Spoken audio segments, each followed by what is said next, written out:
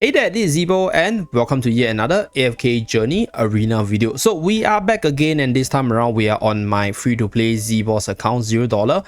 I haven't been playing that much on this account's arena because I'll showcase the records. So I just recently came back to play because I managed to upgrade a few of my units, but previously I have just been AFKing and putting this account on defense, as you guys can see over here. So I did a little bit of attack here and there, and then later on there was a bunch of losses. So the reason why I haven't been playing on this account is because I have a few accounts to play on, and this account is not an account that can actually push like multiple rankings altogether. And that's because we are in one of the most competitive server, and relative to other players, our unit collection is a lot weaker. So we don't have a lot of choice to attack, and our defense is so pretty, I'll say, like iffy, like it's pretty weak. So if I had Cecilia, I'd probably run a Cecilia battery comp, but even that comp is not really amazing. So right now Zeebo is in a state where I'm using it more for the experimental contents. For the serious content, I'll use it on my other account, so that's why I haven't been seriously pushing arena. But in today's video, I'm just going to showcase how I'm actually attacking people, what comms I'm using, what units I'm using for this account specifically, and then talk about how you can actually still have fun as a free-to-play player in the arena side of things.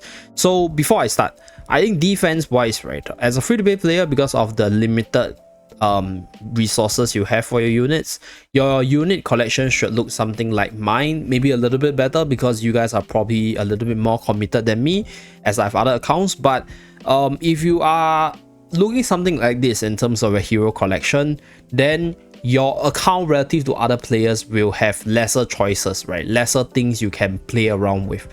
Like if you have only like the Cecilia battery comp, then that is your best comp. That's what you feel for your defense, right? That's what you use for your attack most of the time. So how you play arena depends on, you know, what are your best choices, what are the choices available to you, and what are units you can actually run for the game mode depending on their tiers. Because there are certain units which I think they are functional at a lower tier compared to other units which are more functional only when they're at a higher tier. So everything affects how you play arena. And in today's run, or in this video, I'm just going to showcase 3 battles of how I choose my opponent, and then talk about the units that I run and, you know, how it affects my decision making. So that's for the whole free-to-play experience. Now let's go to the opponent picking side. So for me right now, I'm actually running a double core strategy in terms of offense, which is Viperion as well as OD. So I actually have 2 different answers to the opponent's team compared to previously where I only had OD. So against opponents like this, for example, this is a very slow control comp which I'm confident in beating, because the idea of Viperion is Viperion wants to slow down enemy and then do massive AoE damage, whereas OD wants to snipe people off and kill them off as fast as possible. So luckily for me, my Reina is currently at Legend Plus, so not the best rank, because if I Mythic Plus it will be a little bit better, but Legend Plus is more than enough for arena attacking purposes. So if you take a look at the opponent's team, we have a Skalita, we have a Torrent, we have a Parisa, we have Hilwin, and then we have Cecilia. Parisa is decently strong if you let her survive long enough, but I think the real threat coming from the opponent's team is actually number 1, the Cecilia, because Cecilia's summon is gonna root my whole team. Number 2, it's Skalita, if Skalita do manage to come down, because this Skalita does have the EX weapon. No, he doesn't have EX weapon 3, but Skalita is going to provide for the store. So what we want to do is we want to snipe off the Cecilia as fast as possible, because the real main threat in opponent's team is actually Cecilia. Parisa is strong if you let her stack up, but I think given how fast paced my team is, I'm going to showcase to you guys one run on how I attack, and then you guys can see how this team functions for yourself. So right here, I'm gonna probably swap OD over. Okay, I'm gonna use Enlightening spell because this is the fastest offensive spell in arena. So if you Supreme Arena, we'll be running a different set of skills or a different set of artifacts depending on the opponent. So in this case, I'm shifting my Torrent to the right hand side, keeping my Viperion behind Torrent, because I want to make sure that my units don't clump together for the Skalita Slam or for the Torrent ultimate itself. Okay, so that's the idea of the positioning, and let's start the battle. So I just go at 2 times. So here I swap over Cecilia. So for those of you guys who do not know, the units with enlightening spell cannot be repositioned by our dear Reina. So right here, Viperion just use a EX weapon AoE burst. So Viperion right now is my second call because Viperion is both a debuffer as well as a AoE damage dealer. So my single target damage dealer is OD, and then my AoE damage dealer is our dear Viperion over there. So Viperion is also really good with light bearers, specifically Vala as well as Tamasia if the opponents do happen to use them, which is quite common because Vala was the very first banner unit. So people who are playing on S1, if they did spend money to pull for the banner up character, they would have a Vala in their hero pool. So now let's go on to a second opponent. So if we take a look at our unit collection, I do have Iron, which I can use. I can also use Damien. I can also use Merrily as well, although Merrily is a lot weaker because I don't have a lot of light bearer synergy. We do have a Coco which I can use, so these are the few options I have. I have a Shakir, but I usually don't use Shakir because I think Shakir is not very good without the EX weapon. It takes a little bit slow to transform, and before he transforms, Shakir is quite weak, so usually I don't run Shakir. But I do run Sylvina from time to time together with Reina because Sylvina is really good on offense if you have the right target to snipe off. But my Sylvina's kind of low stats, so sometimes she can't snipe off people and then I overextend and then I just lose the battle. So these are the few units I can play around. Okay, so next let's go into the next opponent choosing. So we have Sam over here. So Sam is this double light bearer comp. This is where Viperion will shine. So let's start this challenge. Okay, so if I take a look at the opponent right now, what I can see is that the opponent has a Vala which could potentially wipe out my whole team because of this Vala over here. So what I will do is I'm gonna put like this and give me a moment. Can I actually fight this guy? Okay, so against this guy, right? So I'll take this opportunity to talk about deciding whether or not you can win. So if I take a look at the opponent has a double core strategy as well. One is the Cecilia and one is the Vala. So I have to answer to either one of them to sort of have a chance of winning, because if I let Vala steamroll, Vala is going to basically just wipe my whole team because I'm a Mauler Graveborn team, right? Even though if Viperion does survive, Viperion might be able to wipe her, so she's not all that scary. But at the same time, there's still a CC at the back line, so I can Reina swap one of the carry, but I have to consider whether or not I have a chance winning, right, with the other carry on my other units, because I don't want the Vala to steamroll too quickly, so I need to find the correct target for her. So what I will do is I will probably...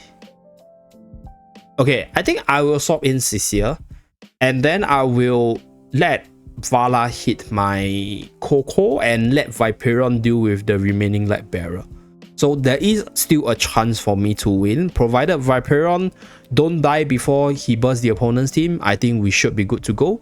So that will be my winning image. That will be my victory condition. So if I don't get it, right, I just hope that I have enough stats to survive that Vala burst for Coco, because my Coco right now is at 3-star with supreme stats, so might be able to tank through. So Coco in this round is a fodder. I'm going to go at 1 time. So right here, we switch in the Cecilia. So OD will handle Cecilia. Right, so we will bring down one of the cores. So Vala comes in. Okay, OD charges the ultimate, which is good. So OD is able to... Okay, OD chose the ultimate on Torrent, unfortunately. So now this is what I'm afraid of. The Vala actually steamrolling. So unfortunately for me, or fortunately for me, my Torrent managed to kill off at least 3 enemies with the ultimate. So unfortunately, Viperion didn't do much, but Torrent managed to become the secondary carry that we needed.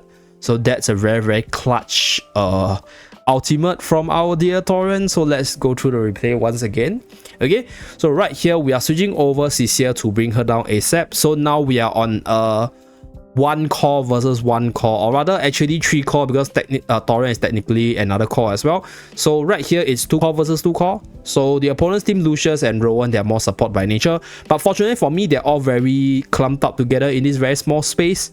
So Torrent use the ultimate, so my Torrent uses the ultimate after the opponent's Torrent use the ultimate, so he stores up a lot of damage, and then the ultimate managed to kill off like 3 units at one shot, right? So the opponent's Torrent revived, then the Vala came in to snap off Reina, which is subsequently snapped off by Odie, and that's how we managed to win. Okay, so that was really clutch on Torrent's case. So this is why Torrent is so powerful, because this counter attack from Torrent can literally just win you the game, right? Especially you have this Iron Torrent combo where you can pull everyone together and enemies just start hitting Torrent, and then he just uses the ultimate and wipe them all. Okay, so now let's continue. So now we have an Eagle. I'm not exactly that afraid of the Eagle. I do think that we have a chance, even though we are very underpowered compared to the opponent. But it has to depend on our positioning for this one. Okay, so we have a deer. So this Torrent is not linked. Pretty weird. Okay. Actually, I'm not very afraid of Eagle because I have OD in my team. But now the issue is I need to deal with the Cecile in terms of... Okay, I have to choose between the Cecile or the Vala.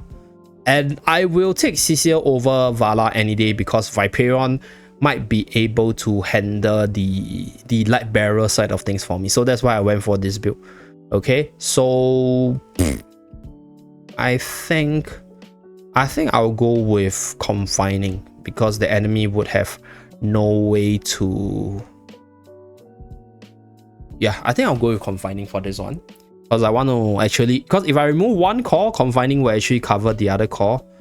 Okay, so OD positioning might be a little awkward, because yeah, I might have overestimated OD's positioning. So we did manage to snipe off Torrent, but we didn't get the ultimate off, unfortunately. So we lost Viperion, and then we did manage to snipe off Cecile. Pretty unfortunate, so I guess we lost. So this is where we mispredicted the positioning, and then we lost, unfortunately. So we got sniped off by Vala. I think maybe I should have positioned OD on the left hand side instead of keeping him at the... Because I'm not gonna use that lightning spell. Yeah, so this is where mispositioning actually costs you the match. But as you guys realize from here, right, when you're attacking somebody that's stronger or higher in terms of points, you're actually gaining more points if you win, and you're losing less points than when you lose. So as a free-to-play player, if you have the opportunity like myself to attack people who are of the higher ranks, then you should always try to go for people of the higher ranks. So I do have some replays of me attacking other people previously. So you guys see over here, right, the times where I win, I actually get a lot more points. So these 3 combined together is roughly about 140, right? So 140 points compared to, for example, let's see, 10 hours ago. So Newbie and Salvo is today, so this is 51, and then this is 71. So I actually get a total of 160, whereas I lose a total of 61 or 71 for attacking. So overall it's still a net game for me. So the additional attacks is done just now. So these 3 attacks are the additional one, maximum of 10 attacks today. So generally, I think if you have a chance to fight somebody with more points, you should always give it a try, right? You know, test out your theory. If your theory doesn't work, this means that, hey, you could do better, right? There are better ways to go around with what you have in your team. But as a free-to-play player, I think most of the time, I think I mentioned this before, most importantly, right, it's to enjoy the process of learning, is to enjoy the process of breaking formations. And if you mind the rewards, then you should definitely choose a less competitive server, so you're able to climb higher in terms of the ranks and then get better rewards from there. So that's it for this free-to-play arena guide run through once again. Thank you very much for tuning in. Do remember to like and subscribe to see more, and I'll see you guys again in my next AFK journey video. Bye guys.